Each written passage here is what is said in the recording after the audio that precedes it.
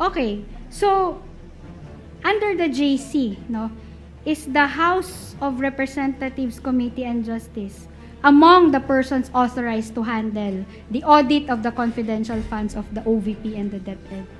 Gaya nga po ng sabi ko, i-requested po ito through a subpoena po. Pakisagot lang ho ng tanong ko, no? Authorized ho ba sila to handle the audit? I'm referring to the audit itself, no? I'm not referring to the subpoena.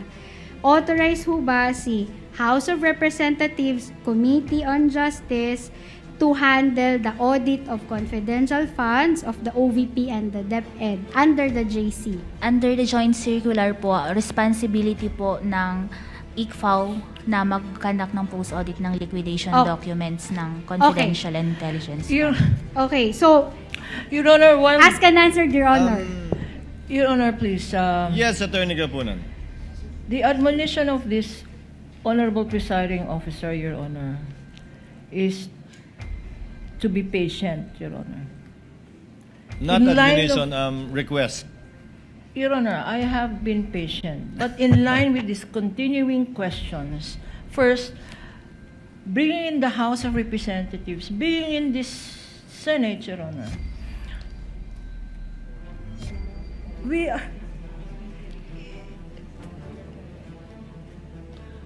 Counsel. It's in response to, are we auditing? Your Honor, please, if they're making a point that this witness, that the COA witnesses here, Your Honor, are here to testify because they're scared of the budget for their agency, or they're scared of this congressman, Your Honor. Your Honor, this is already beyond cross-examining. While this Honorable Presiding Officer has given much leeway, Your Honor, let us confine ourselves to what is precisely the definition of cross-examination is. What was taken up during direct and what may be relevant. What may be relevant, Your Honor? This is beyond relevance, Your Honor. Counsel, this is already immaterial and irrelevant. If they want to show... If that is their strategy, if that is their defense, Your Honor, present a witness. No, it's not an objection, Attorney Christine.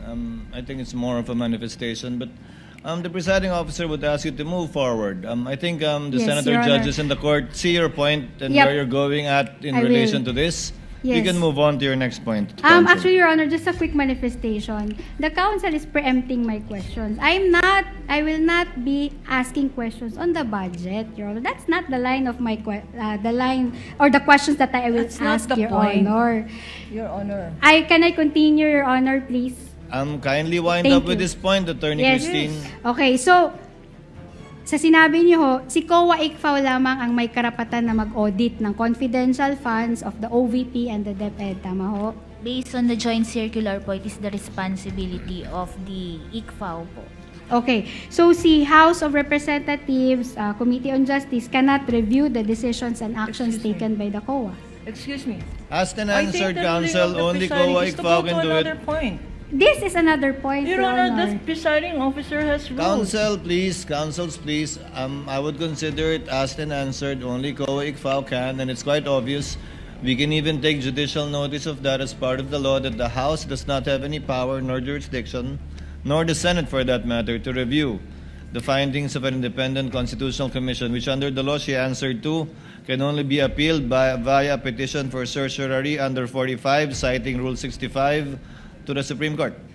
Move on, Counsel. Okay, I will take that as an answer, Your Honor. Yes. I was about to elaborate, but okay, I will take that as an answer. The Court takes judicial notice and knowledge of that, Counsel.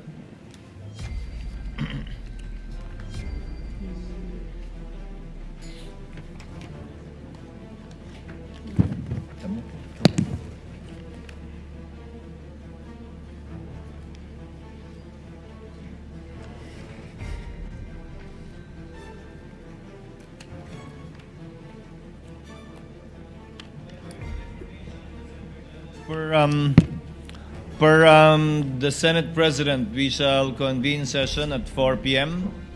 We will try to finish with this witness, the cross, redirect, recross if any, and the interventions of Senator judges. so that we can let Silene rest already and be done with her testimony within today, hopefully. Hopefully. So for the information of the Senator Judges, session will be called at 4 p.m. Thank you. Attorney Christine? Your Honor, I'm done with the cross-examination. Thank you, Attorney Christine.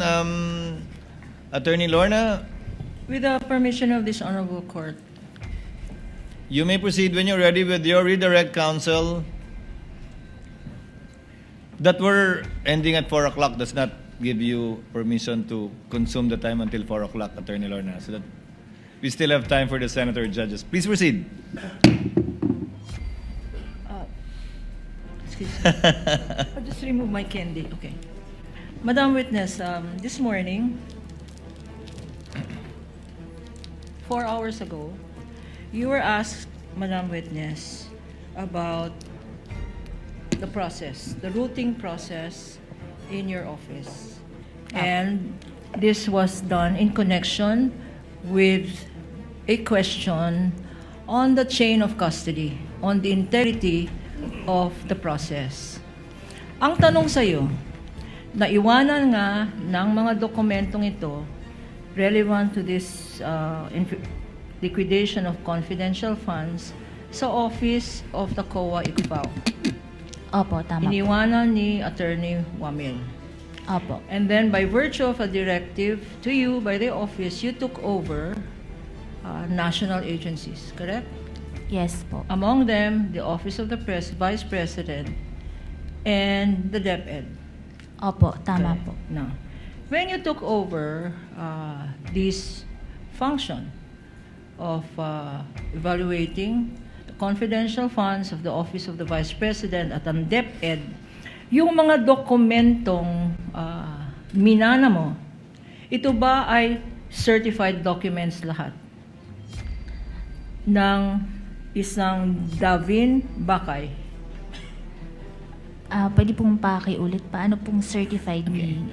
How are you able to ascertain na yung mga dokumentong iniwanan sa office ng ICFAO are the very same documents na tinurn over sa office ni Attorney Wamil?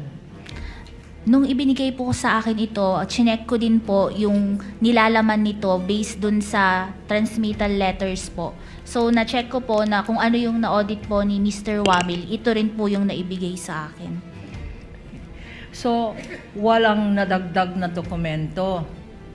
Wala po. Walang binawasan na dokumento. Wala po. Wala kayong pinalitan, sinubstitute na dokumento. Wala po. In other words, the integrity, the completeness of all those documents left by Attorney Wamil with the office of the ICFAO remained complete. Yes po, tama po. Ano naman? Ibig sabihin ng routing. Kasi counsel here made mention of initials. Ano yung mga initials na yon? Yung mga initials po na nasa baba, yung sa AOM po, kung sino po yung action officer, tas sino po yung mga nag-review na division chief, hanggang makadating po dun sa aming officer in charge. Kaya yun po yung mga nag-review dun sa AOM na yun. In other words, Madam Witness, hindi lang ikaw ang nag-decide ng AOM, ng notice of suspension, at ng notice of disallowance. You are not the only person who decided. Yes po, kasi dumadaan po ito sa review process from the action officer to the division chief to the officer in charge ng ICFAO po. So, hindi mo lang professional judgment to. Your Honor, please.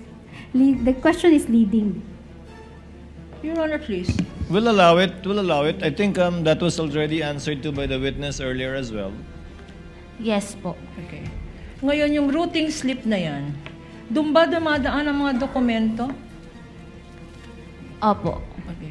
At sa mga taong minention mo, meron bang nakalagay dyan? Meron bang pwedeng idagdag? Sino ang first initial doon? Sino nga ba yung first initial doon? Yung action officer po, yung RCW, si Roderick po. Yung action officer ba yan?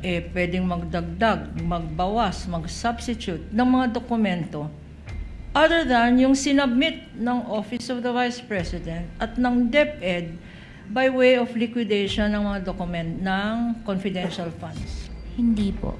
Okay. So, yung susunod doon, yung action officers, sinong susunod doon? Yung division chief po. Okay. Yung revision chief na yan, pag binigay ang dokumento at yung evaluation mo at yung action officer, darating naman sa division chief, meron bang nangyayaring misteryo dyan sa mga dokumentong from you to the action officer to the reviewing Your Honor, chief? please. Meron bang dinadagdag, sinasubstitute, Your Honor. or pinapalitan dyan Let her finish, sa Counsel. mga documents na sinasubmit ng Office of the Vice President at ng DepEd? Yes, Counsel for Respondent. What is your Misleading, Your objection? Honor, may mga nangyayari bang misteryo dyan? Kindly reform, Counsel. I think we all know where you're headed towards, Counsel. Kindly reform. You can get it from the witness. Sa mga dokumentong sinubmit ng Vice President ang DepEd, after it leaves you and goes to the next person, the action officer, and then the reviewing officer, are there other documents that are allowed to be inserted there or substituted other than what was actually submitted by the Office of the Vice President at ng DepEd para sa liquidation ng confidential funds? Yung mga dokumento lang po na yun, wala na pong nadadagdag, walang nababawas.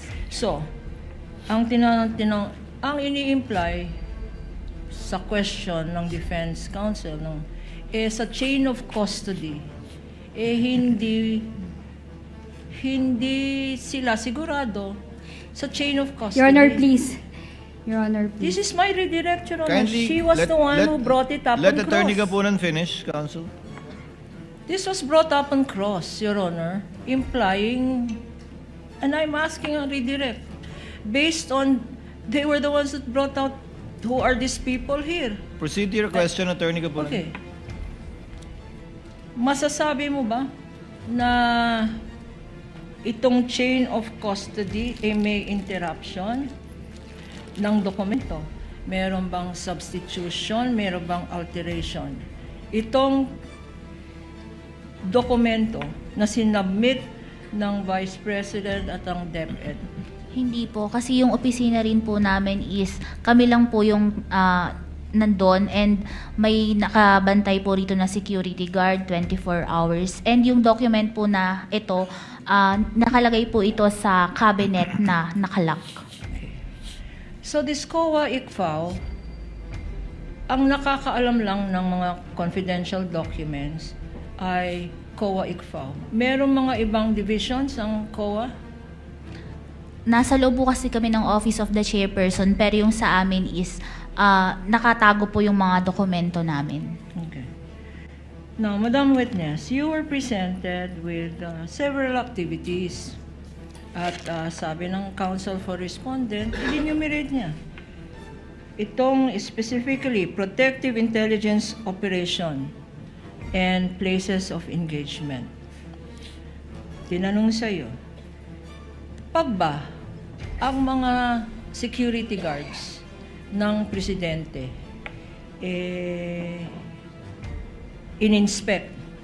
na-inspect daw ang routes prior to departure and arrival of the President, of the Vice President, for possible threats, for criminal groups.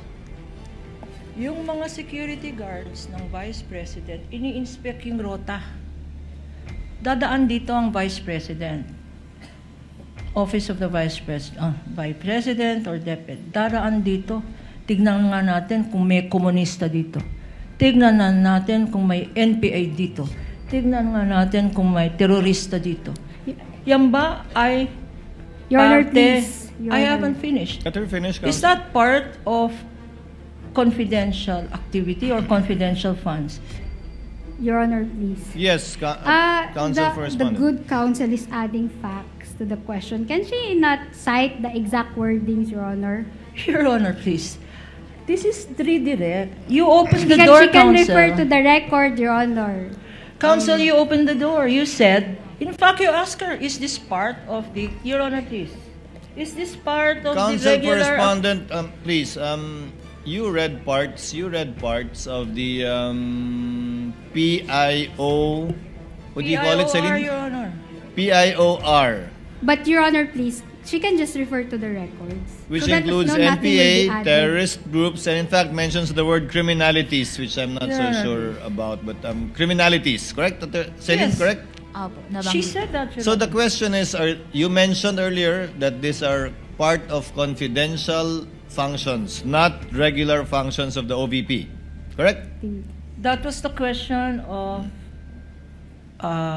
counsel for respondent. Exactly. She I don't responded to that understand, Your answer. Honor. Now, what is your question, Attorney My Cordova? question here is, okay, itong Office of the Vice President,